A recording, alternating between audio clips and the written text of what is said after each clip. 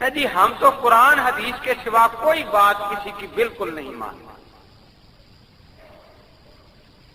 میں نے کہا کہ یہ بھی جھوٹ ہے۔ حدیث پاک پر عمل کرنے کے لیے 3 باتیں ضروری ہیں۔ کتنی باتیں ضروری ہیں؟ پہلی یہ بات کہ یہ پتا چلے کہ یہ واقعی ہمارے پاک پیغمبر صلی اللہ تعالی وسلم کا پاک ارشاد ہے۔ ٹھیک ہے یہ بات یا نہیں؟ دوسرا یہ کہ جو مطلب میری سمجھ میں آیا ہے واقعی حضرت کی پاک مراد بھی یہی تھی۔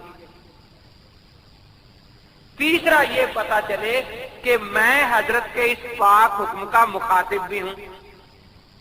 3 باتیں ہونی چاہیے۔ 3 باتیں جب تک نہ پائی جائیں حدیث پر عمل ہو سکتا نہیں۔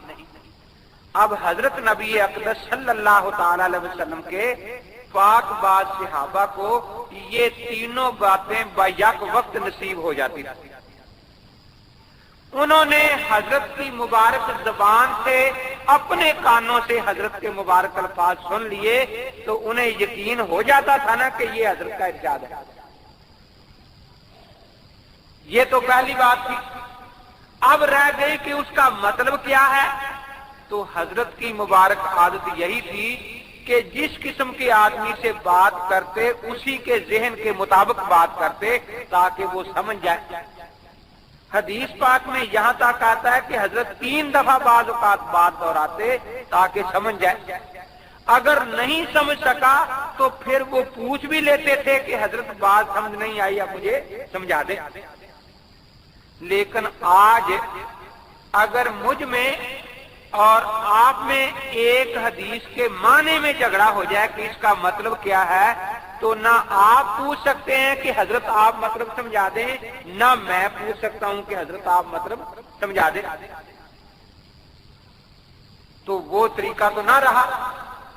تیسرا یہ کہ ہم اس حدیث کے مخاطب بھی ہوں۔ اب جب حضرت نبی اقدس صلی اللہ تعالی علیہ وسلم بیت المقدس کی طرف منہ کر کے نماز پڑھا کرتے تھے، اس وقت جو صحابی آئے حضرت نے فرمایا نماز پڑھو، تو بیت المقدس کی حدیث کے وہ مخاطب تھے۔ اس کے بعد آپ نے بیت المقدس کی طرف بیت اللہ شریف کی طرف منہ کر کے نمازیں پڑھنی شروع کر دی۔ اب جو صحابہ آئے حضرت نے اس سے خطاب کیا تو انہیں پتا چلا کہ اب ہم اس حدیث کے مخاطب ہیں۔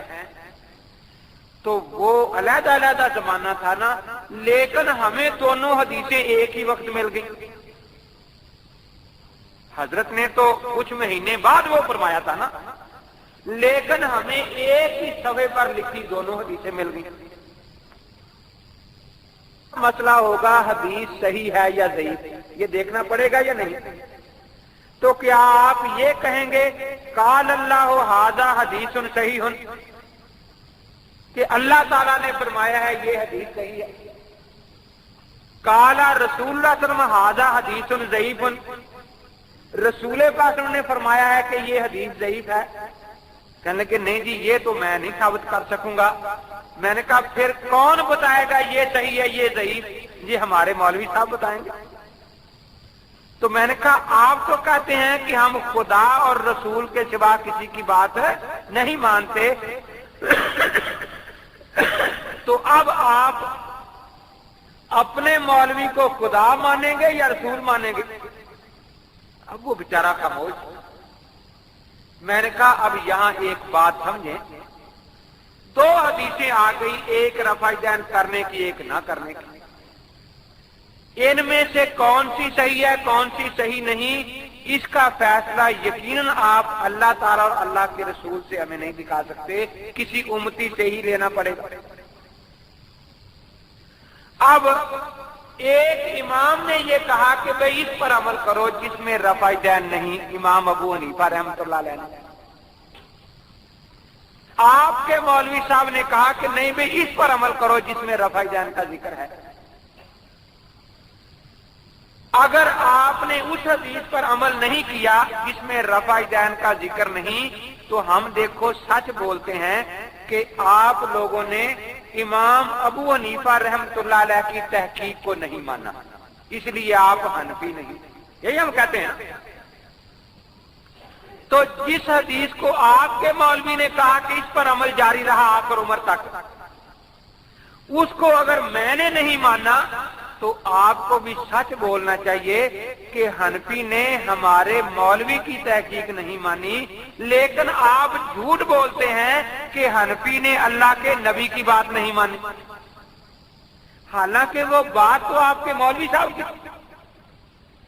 آپ اگر اتنا ہی کہیں کہ بھائی آپ امام ابو حنیفہ رحمۃ اللہ علیہ کی تحقیق تو مان رہے ہیں، ہمارے آج کے مولوی کی تحقیق نہیں مانتے، تو کسی حنفی کے دل میں کوئی وسوسہ نہیں آئے گا، وہ سیدھی بات سمجھے گا کہ بھئی جو بات امتیوں سے ہی لینی ہے ان میں یقین خیال قرون والے امتی کا درجہ زیادہ ہے اور بعد والے کا درجہ کم ہے۔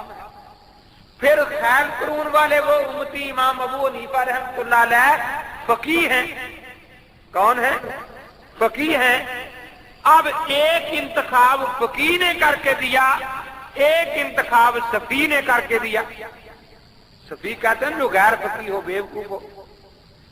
تو فقیہ کو تو اتھارٹی قرآن اور حدیث نے دی ہے، لِیَتَفَقَّهُوا فِی الدِّینِ مَن یُرِدِ اللَّهُ بِهِ خَیْرًا یُفَقِّهُ فِی الدِّینِ، لیکن صفی کو یہ اتھارٹی کتاب و سنت نے قطعاً نہیں دی، بلکہ اسے روک دیا ہے کہ تجھے ایسے مسائل میں دخل دینے کا حق نہیں۔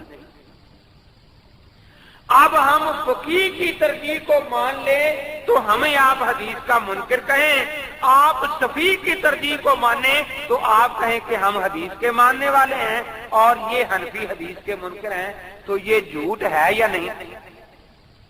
وہ سنتا رہا، کہنے لگا باتیں تو آپ کی ویسے صحیح معلوم ہوتی ہیں، تو آج